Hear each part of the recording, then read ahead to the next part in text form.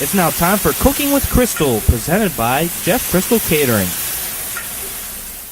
Hi, today we're going to talk about venison round steak. Not every piece of venison is made for grilling, but some of them you can sort of doctor up in a way that it'll work. On the venison round steak, it is a tougher cut of meat. Usually that we use it in the restaurant business with beef as a roasting product. When it's cut like this, some easy techniques that you can do to make it a little more tender is take a fork and just gently pierce it. Then we're going to make a marinade. Now in your marinade, you got to remember that the components, you need some kind of oil, you need some kind of acid, and then your seasoning. Everything else can be adjusted to your liking, what's in there. If you like rosemary, fresh rosemary, that works excellent. There's a lot of different things we can add, but what you want to do, the rule of thumb is about 1 inch an hour you need to marinate for, or you can do it overnight. If you over marinate too long, the meat will get a woody consistency of it. The acid starts to break down the meats too much. What we're going to do for this recipe is you're going to need about 1/8 of a cup of Jameson Irish whiskey, a little bit of Jeffrey seasoning crystals, a little bit of hot sauce, a splash of Worcestershire, some fresh garlic, black pepper, and the olive oil, and kosher salt. Once you want to put your acids in first, so that gets to the meat first. So what we're going to do is add the Worcestershire, splash a little whiskey over,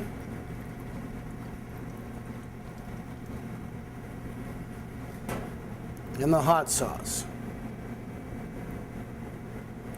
So right now that's very thin, the acid's working in the meats. We'll move it around a touch. Now we're going to add some Jeffrey seasoning crystals, some fresh cracked pepper,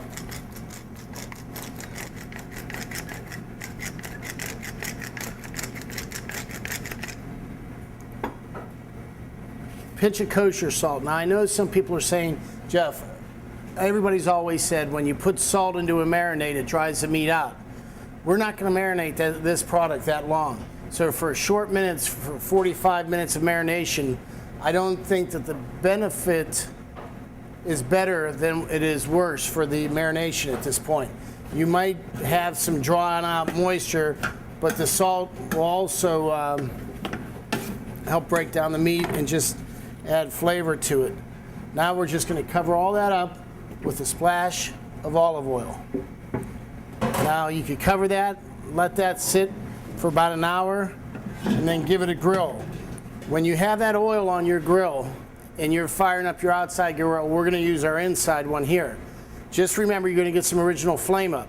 That's fine. On any time you're grilling meats like this, you want a hot flame first.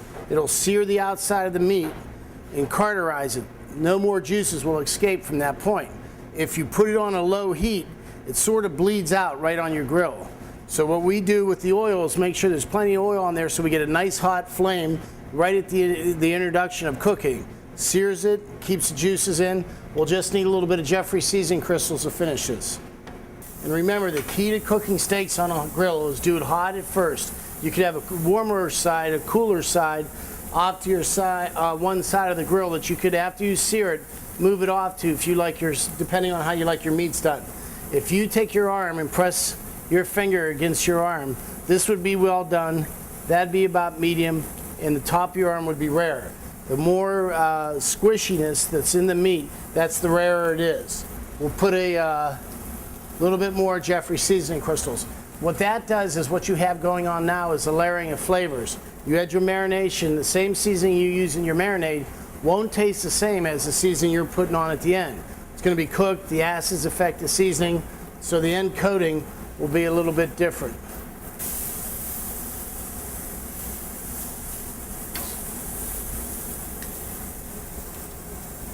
A little bit of the seasoning crystals at the end. And a lot of time, if you get a curl on that like that, just take a knife and give what it is, there's a little bit of fat right there, and that'll open up for you if you just cut that little piece.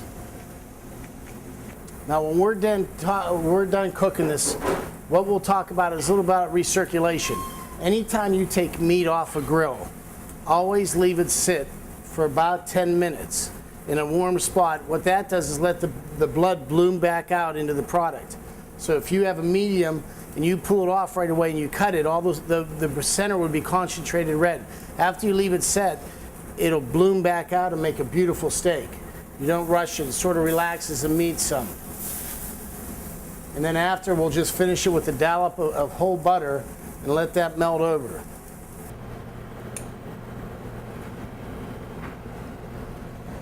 Now, what also happens as this recirculates and the butter melts, this makes some of the best natural sauces to dip bread into. Doesn't get any better than that. For this great recipe and other great recipes, go to the outdoor icon and click on Cooking with Crystals.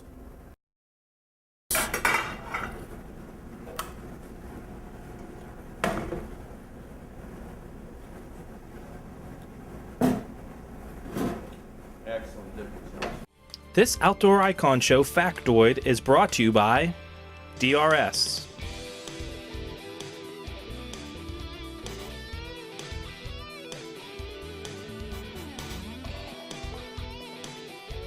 Stay tuned, the Outdoor Icon will be right back.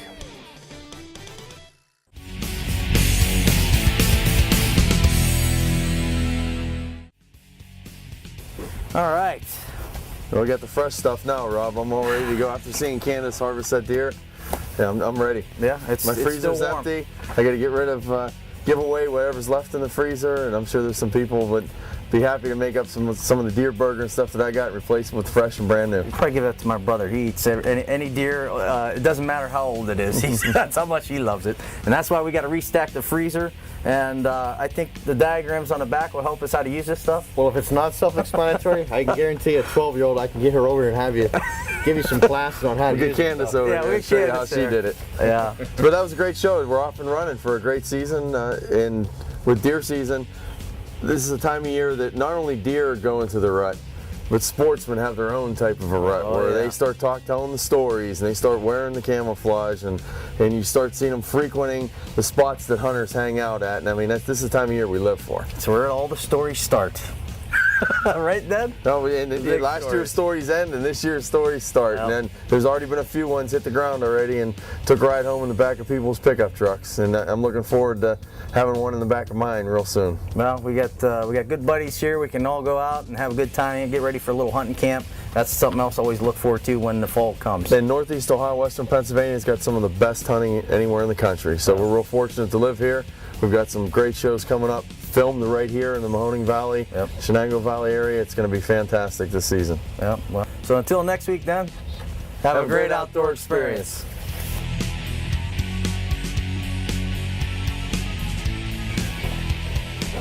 All right, come on, just one more. One more.